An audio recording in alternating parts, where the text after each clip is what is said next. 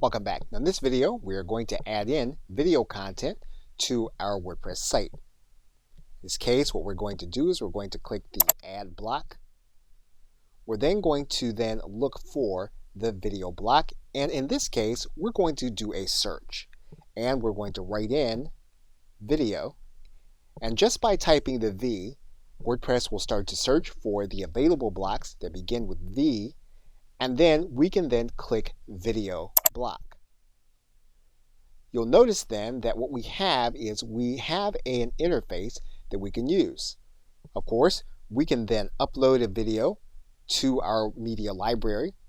We can get a video that's already in our media library, or we can get a URL that will play the video when someone clicks on it. Now in this case, we're going to upload a video from our hard drive. Now, in many cases, what you'll find is that the video that you're trying to add is likely to exceed the maximum upload size for your server. When that happens, you're less likely to add a video file to your WordPress site, and you're more likely to add an embed code to your site. So what we're going to do is we're going to click inside of the block. We're going to delete the block altogether. We're going to click Add Block. We're then going to look for HTML. We're going to click in Custom HTML. And what we're going to do is we're going to grab the embed code from a YouTube video. We're going to paste the code into the box.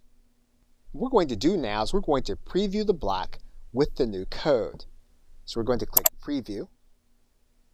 We can then see how the block is going to appear inside of our site.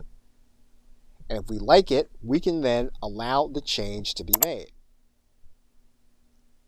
But if you really do want to have the file rendering from your server, you can't upload the video. However, you are going to want to make sure that your server allows for a video that size.